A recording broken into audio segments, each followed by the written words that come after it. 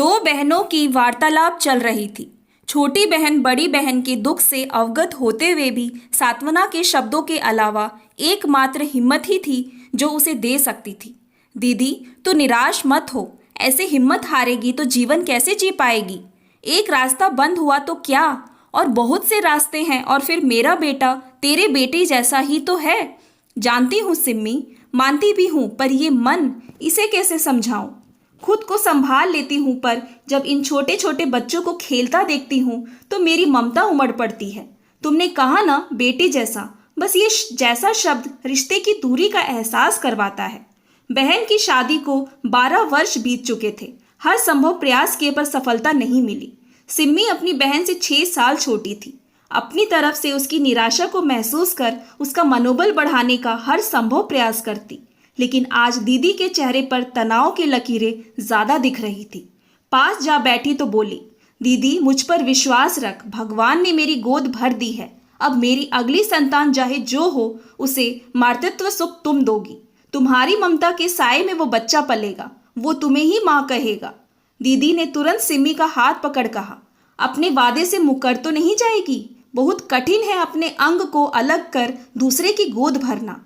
नहीं दीदी, मैं जानती हूँ तुम उसे मुझसे ज्यादा प्यार दोगी। मेरे लिए तुम्हारी पीड़ा को महसूस करना बहुत आसान है। बस मनोज और घर वाले को समझाना पड़ेगा। एक दूसरे से वादा कर दोनों बहनें रुखसत हो ली।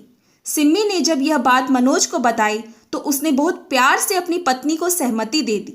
मनोज ने कहा, हमारे कारण दीदी को जीने की इतनी बड़ी वजह मिलती है तो इस फैसले में मैं तुम्हारे साथ हूँ।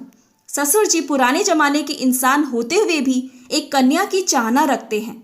हमेशा ही कहा करते, बस अब एक कन्या और आ जाए तो इस घर में रौनक आ जाए। मनोज ने जब यह बात उन्हें बताई तो वो आग बबूला हो गए। कन्यादान महादान होता है। बिना कन्या के घर घर नहीं होता। अगर तुम्हारी दूसरी संतान बेटा हुआ तो मुझे कोई आपत्ति नहीं। बेटी हुई तो मेरे घर की लक्ष्मी मैं किसी को नहीं दूंगा। घर में तनाव की स्थिति बन गई, पर कहते हैं ना, जहाँ चाह वहाँ राह जरूर मिलती है। टेस्ट करवाने पर पता चला बच्चे जुड़वा हैं। घर में सभी की खुशी का ठिकाना नहीं था। सिम्मी को खास देखभाल की जरूरत थी। बहन को भी अपनी जिंदगी में एक नई आशा की किरण दिखाई दी। उसने ऐसे समय में अपनी छोटी बहन का पूरा साथ दिया।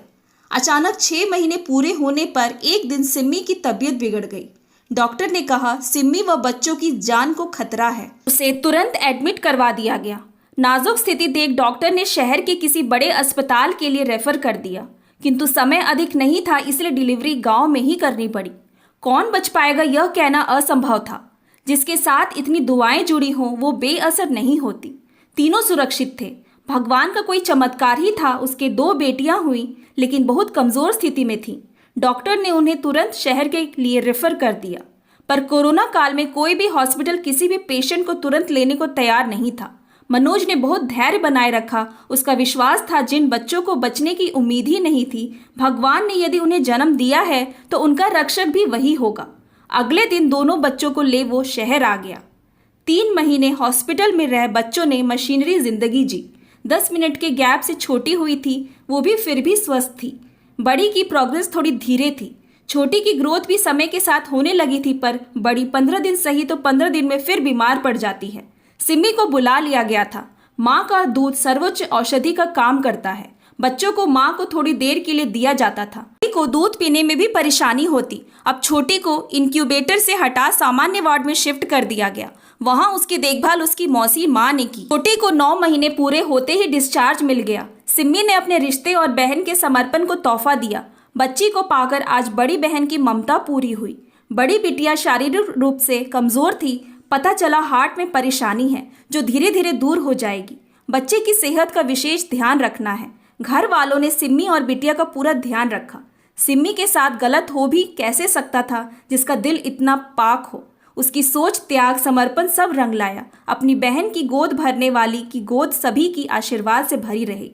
धीरे धीरे बच्चों के स्वास्थ्य में सुधार होने लगा। कहते हैं जिसका दिल पवित्र हो उसका सब काम आसानी से हो जाता है। दूसरों की परेशानी समझ उसका साथ देने वाले का साथ भगवान देता है। कर्मों की आवाज़ बहुत बुलंद होती है और उसके यथोचित परिणाम भी मिलते हैं।